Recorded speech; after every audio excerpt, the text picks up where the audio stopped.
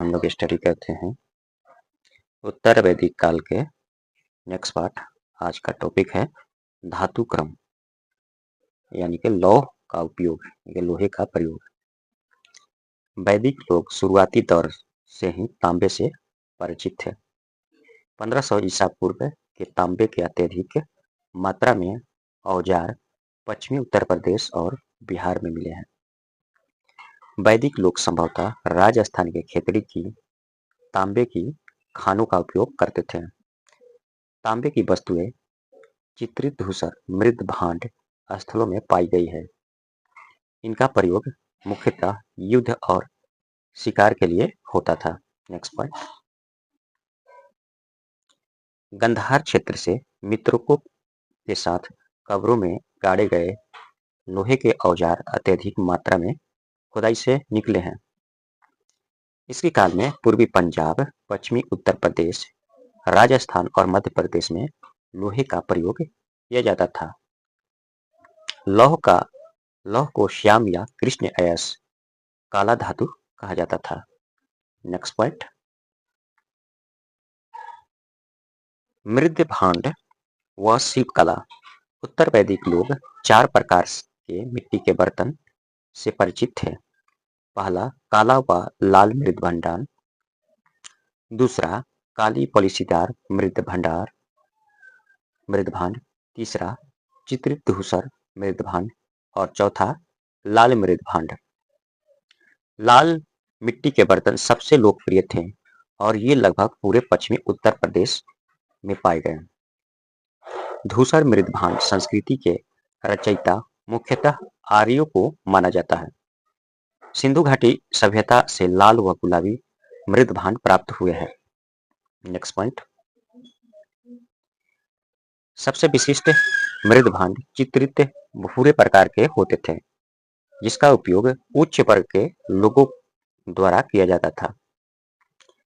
चित्रित भूरे बर्तन की परतों में मिले शीशे के ढेर और चूड़ियां संभवतः कुछ व्यक्तियों द्वारा प्रतिष्ठा की वस्तुओं के रूप में इस्तेमाल की गई होगी। ग्रंथों और उत्खनन दोनों से शिल्प कला के बारे में पता चलता है। उत्तर वैदिक ग्रंथों में जौहरी या आभूषण निर्माता का भी उल्लेख किया गया है। नेक्स्ट पॉइंट, बुनाई व्यापक पैमाने पर होती थी, लेकिन महिलाओं तक ही सीमित थी। चमड़े का काम, बर्तन और बढ़ईगिरी के काम में भी विकास हुआ। नेक्स्ट पॉइंट, उत्तर वैदिक काल के अस्थायी जीवन। उत्तर वैदिक काल में लोगों के भौतिक जीवन में काफी विकास हुआ। खानाबदोश और घुमंतू जीवन का अंत होने लगा। कृषि और विभिन्न शिल्प की कारीगरी उत्तर वैदिक लोगों के जीवन को स्थिर बना दिया। विविध कलाओं और शिल्प कौशल से संपन्न वैदिक लोग ऊपरी गंगा के मैदानी इलाकों में अस्थायी रूप से बस गए। लोग मिट्टी के बने ईंटों के घरों में रहते व लकड़ी के खंभे वाले झोपड़ी नुमा मकानों में रहते थे। नेक्स्ट पॉइंट, स्थलों से प्राप्त चूल्हे और अनाज चावल से पता चलता है कि चित्रित भूरे मृद भांड के लोग उत्तर वैदिक लोगों के समतुल्य थे। वे किसान एवं अस्थायी जीवन जीते थे। वैदिक ग्रंथों में समुद्र और समुद्री यात्राओं का भी उल्लेख मिलता है। नेक्स्ट पॉइंट, उत्तर वैदिक काल की राजनीतिक संगठन। उत्तर वैदिक काल में ऋग्वैदिक कबीलाई सभाओं का महत्व कम हो गया तथा शाही सत्ता विस्तार हुआ। इस काल में विद्वत संस्था लुप्त हो गई, साथ ही सभा और समिति का ढांचा बदल गया। सभा में महिलाओं का प्रवेश निषेध हो गया। सभा अब कुलीन और पुरोहित वर्गों द्वारा नियंत्रित होते थे। राज्यों के क्षेत्रफल बढ़ने के कारण राजा की शक्ति बढ़ने लगी। कबीले के अधिकार को सीमित कर दिया गया। नेक्स्ट पॉइंट, प्रारंभिक काल में प्रत्येक क्षेत्र का नाम उस कबीले के नाम पर रखा गया जो वहां पहले बसे थे। प्रमुख कबीलों ने अपने नाम इलाकों का गठन किया। राष्ट्र शब्द, जिसका अर्थ क्षेत्र है, इसी समय आया। लोगों को नियंत्रित करने की अवधारणा भी इसी वक्त दिखी। प्रारंभिक काल में शारीरिक और अन्य विशेषताओं में सर्वश्रेष्ठ व्यक्ति को राजा या कबीले का मुखिया चुना जाता था, जबकि उत्तर वैदिक काल में राजा अब वंशानुगत हो गया। नेक्स्ट पॉइंट, राजा के प्रभाव को अनुष्ठानों द्वारा सुदृढ़ किया जाता था। वे राजसूय व अश्वमेध करते थे, जिससे उन्हें सर्वोच्च शक्ति प्राप्त होती थी। राजसूय का सर्वप्रथम उल्लेख ऐत्रेय ब्राह्मण तथा अश्वमेध का शतपथ ब्राह्मण में मिलता है। राजसूय यज्ञ चक्रवर्ती राजा बनने के लिए किया जाता था। राज्य को जीतने के पश्चात राजसूय यज्ञ किया जाता था। अश्वमेध यज्ञ में राजा को छोड़ा गया घोड़ा जिन जिन क्षेत्रों से गुजरता था, उन सारे क्षेत्रों पर उस राजा का अधिकार माना जाता था, जिसमें विरोध करने पर उसे राजा से युद्ध करना पड़ता था। नेक्स्ट पॉइंट, राजसूय यज्ञ जो राजा के सिंहासन रोहण से, जबकि अश्वमेध यज्ञ राजनीतिक विस्तार से संबंधित यज्ञ था। राजसूय यज्ञ में 2,40,000 गायें दक्षिणा या उपहार के रूप में दी जाती थी। उत्तर वैदिक काल के लोग वाजपेय यज्ञ या रथ दौड़ भी करते थे, जिसमें घोड़े द्वारा खींचे गए शाही रथ का उपयोग रिश्तेदारों पर विजय हासिल करने के लिए किया जाता था। यह शौर्य प्रदर्शन एवं प्रजा के मनोरंजन के लिए किए जाने वाला यज्ञ था। यजुर्वेद में सर्वप्रथम राजसूय यज्ञ तथा वाजपेयी यज्ञों का वर्णन मिलता है। नेक्स्ट पॉइंट, इस काल में कर और नजराने का संग्रह सामान्य हो गया था, जिसे संग्रहित्री नामक अधिकारी के पास जमा किया जाता था। अथर्ववेद के अनुसार राजा को 16वां भाग दिया जाता था। कर्तव्यों को पूरा करने के लिए राजा को पुजारी, सेनापति, महारानी और कुछ अन्य उच्च अधिकारी सहयोग प्राप्त था। नेक्स्ट पॉइंट, निचले स्तर पर शासन संभवतः ग्रामीण सभाओं द्वारा संचालित होता था, जिसको समुदाय के प्रधान या नेता नियंत्रित करते थे। उत्तर वैदिक काल में राजा के पास अस्थायी सेना नहीं था।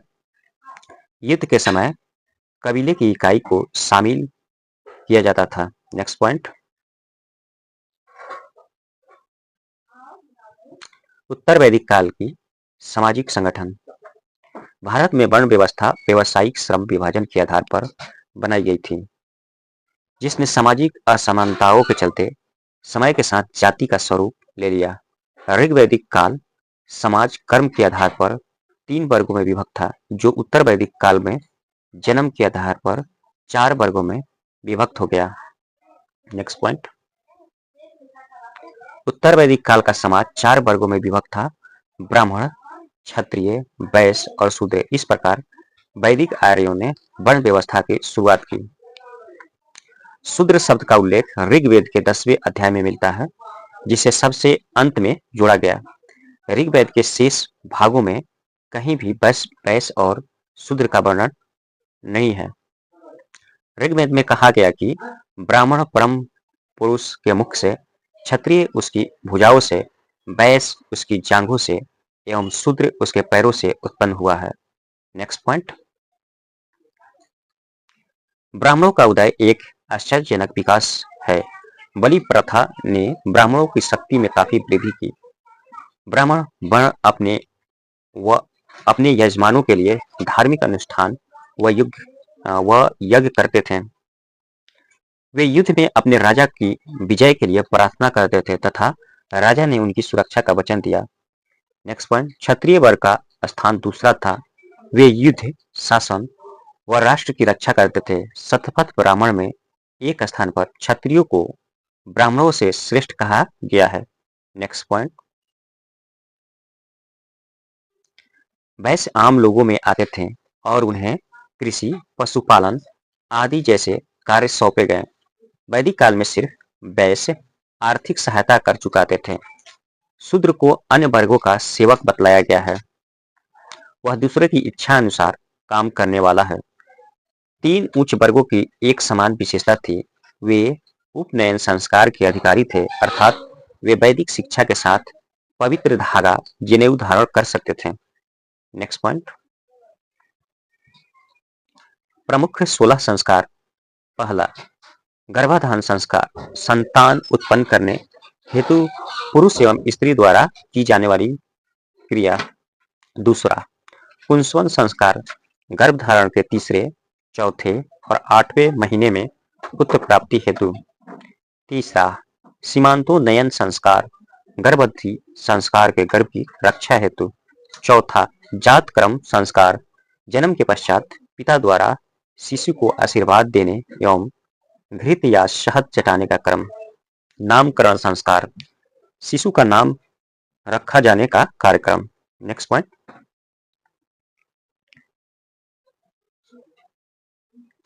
निष्क्रमण संस्कार, जन्म के 12वें दिन से लेकर चौथे महीने में घर से बाहर लाने का क्रम शिशु के पिता या मामा द्वारा। सातवां, अन्य प्रशासन संस्कार, इसमें शिशु को छठे मास में अन्न खिलाया जाता था। आठवां, चूड़ाक्रम संस्कार, शिशु को तीसरे से 8वें वर्ष के बीच मुंडन केश मुंडन का कर्म केवल बालकों तक सीमित। कर्णवेध संस्कार, रोगों से बचने हेतु तथा आभूषण धारण करने हेतु कान छेदने का क्रम। 10वां, विद्यारंभ संस्कार, 5वां वर्ष में बच्चों को अक्षर ज्ञान कराने का क्रम। नेक्स्ट पॉइंट, 11वां, उपनयन संस्कार, यज्ञोपवीत जनेऊ धारण कर ब्रह्मचर्य आश्रम में प्रवेश ज्ञान प्राप्ति हेतु। वेद आरंभ संस्कार, वेद अध्ययन करने के लिए किए जाने वाला संस्कार। 14वां, समावर्तन संस्कार, विद्या अध्ययन समाप्त कर घर लौटने पर किया जाता था, ब्रह्मचर्य आश्रम की समाप्ति का सूचक। 15वां, विवाह संस्कार, वर वधू के परिणय सूत्र में बांधने के समय किए जाने वाला संस्कार, गृह आश्रम में प्रवेश। 16वां, अंत्येष्टि संस्कार, निधन के बाद होने वाला संस्कार, अंतिम संस्कार। नेक्स्ट पॉइंट,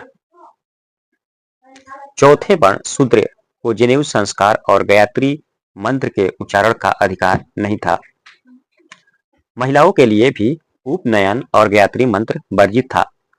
वैसे सहायता कर देने वाला कहलाता था, जिसे इच्छा अनुसार दंडित और प्रातरित भी किया जा सकता था।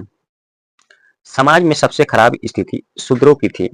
सामान्यतः उत्तर वैदिक ग्रंथों में 3 उच्च वर्णों और शूद्रों के बीच विभाजन की रेखा खींच दी गई थी। नेक्स्ट पॉइंट, यद्यपि राजा के राज्य अभिषेक से जुड़े कई सार्वजनिक अनुष्ठान में शूद्र हिस्सा लेते थे, संभवतः वे भी मूल्यतः आर्य समुदाय के वंशज माने जाते थे। रथकार या रथ निर्माता जैसे कुछ कारीगर वर्गों को उच्च अधिकारी और जनेऊ धारण का अधिकार प्राप्त था। नेक्स्ट पॉइंट, प्रारंभिक काल से परिवार में पिता का वर्चस्व था। पिता अपने बेटों को भी अधिकार से वंचित कर सकता था। परिवार संयुक्त होता था। नेक्स्ट पॉइंट, उत्तर वैदिक काल में गोत्र नामक संस्था का उदय हुआ। उत्तर वैदिक काल में गोत्र नामक संस्था का उदय हुआ, जिसका शाब्दिक अर्थ गौशाला या वह स्थान जहां पूरे कबीले के पशु रखे जाते थे। लेकिन समय के साथ यह एक ही पूर्वज के वंश का सूचक हो गया। नेक्स्ट पॉइंट, लोगों ने गोत्र के अनुसार विजातीय विवाह प्रारंभ कर दिया। एक ही गोत्र या वंश से संबंधित व्यक्तियों के बीच कोई विवाह नहीं हो सकता था, अर्थात सगोत्रीय विवाह प्रतिबंधित था। नेक्स्ट पॉइंट, मनुस्मृति में विवाह के 8 प्रकारों का उल्लेख किया गया, जिनमें प्रथम 4 विवाह प्रशंसनीय तथा शेष 4 निंदनीय माने जाते थे। नेक्स्ट पॉइंट,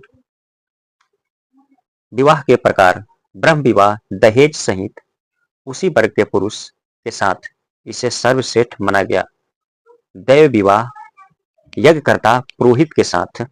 आर्ष विवाह वर पक्ष को एक जोड़ी गाय बैल देना था। प्राजापत्य विवाह बिना दहेज वाला विवाह।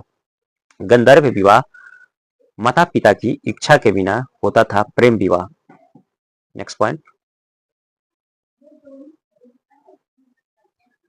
असुर विवाह, वर या वधू का शुल्क दिया जाता था, वह ग्राम विवाह है। राक्षस विवाह, कन्या का अपहरण कर बलपूर्वक विवाह। पैचास विवाह, मूर्छित व्यवस्था, मूर्छित अवस्था व मानसिक विक्षिप्तता में कन्या के शरीर पर अधिकार करने के पश्चात होने वाला विवाह। ब्राह्मणों के लिए सिर्फ प्रथम 4 विवाह ही विहित। दूसरा, असुर विवाह केवल वैश्य एवं शूद्र में, गंधर्व विवाह केवल क्षत्रिय में, राक्षस विवाह क्षत्रियों के लिए, राक्षस और 50 विवाह निंदनीय थी। नेक्स्ट पॉइंट,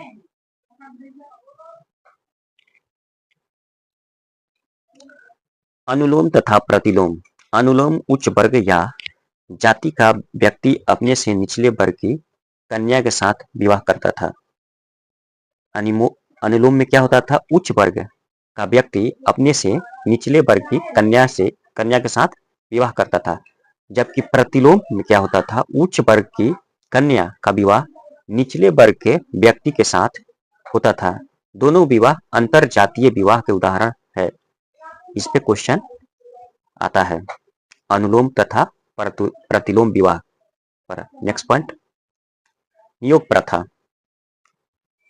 प्राचीन समाज में नियोग प्रथा का प्रचलन था, जिसमें किसी निसंतान स्त्री अथवा विधवा को संतान प्राप्त करने के पवित्र उद्देश्य से अपने पति अथवा विधवा होने पर परिवार के अन्य सदस्य की सहमति से पति के भाई अथवा किसी अन्य युग व्यक्ति से संबंध स्थापित करने की अनुमति। इसका उदाहरण महाभारत में मिलता है। नेक्स्ट पॉइंट, आश्रम व्यवस्था। प्रारंभिक वैदिक काल में आश्रमों या जीवन के 4 चरण स्थापित नहीं हुए थे। उत्तर वैदिक काल में 4 आश्रम व्यवस्था स्थापित हुई। ये है ब्रह्मचारी या विद्यार्थी, गृहस्थ, वानप्रस्थ या संन्यास। गृहस्थ आश्रम को सभी आश्रमों में सर्वश्रेष्ठ यानी कि श्रेष्ठ बताया गया है। इस आश्रम में पंच महायज्ञ, त्रिवर्ग, धर्म अर्थ काम तथा त्रिऋण से निर्वृत्त होना आवश्यक था। नेक्स्ट पॉइंट,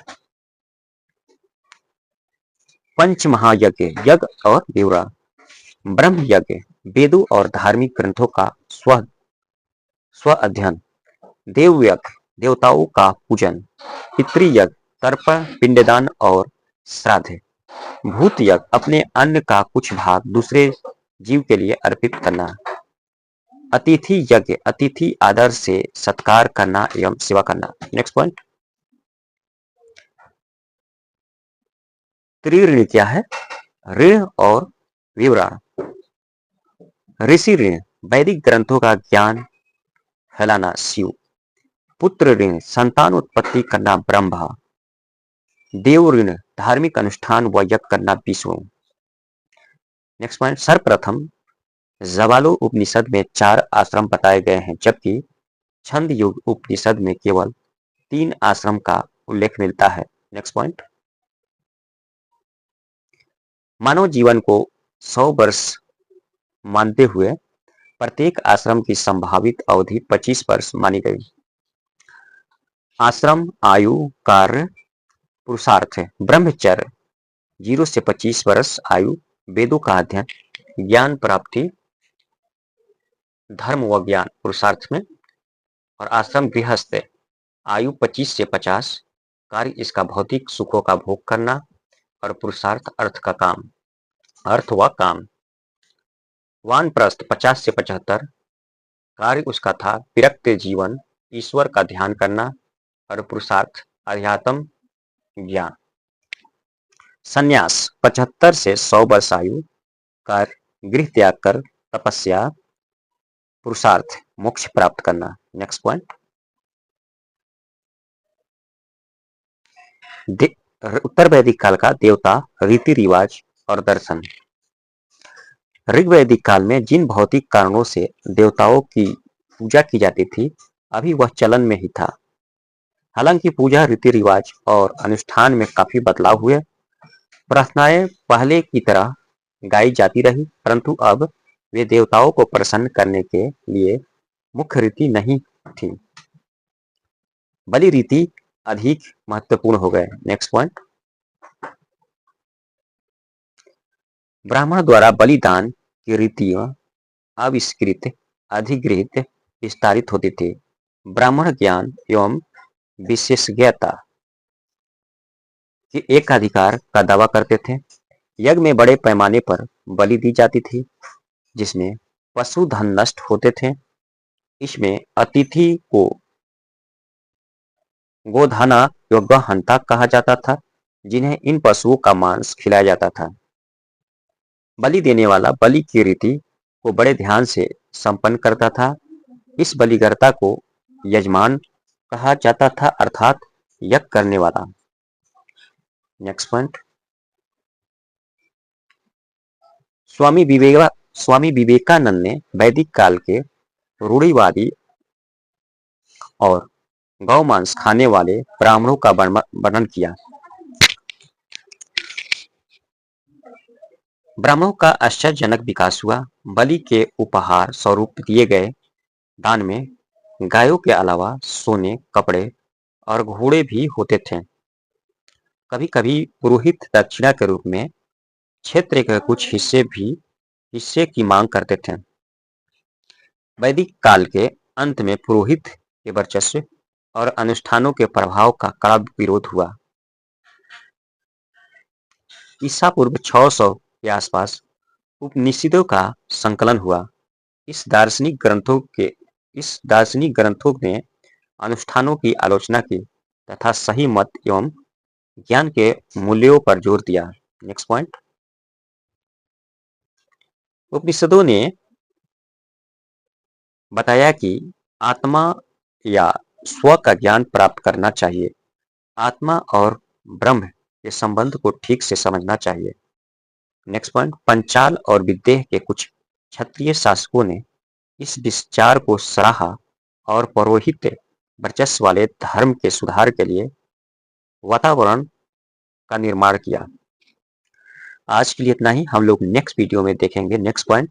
अभी तक मेरे चैनल को लाइक और सब्सक्राइब न किए हैं तो कर लें, ताकि जैसे मैं अगला वीडियो अपलोड करूं सबसे पहले आप तक नोटिफिकेशन पहुंचे। Thank you.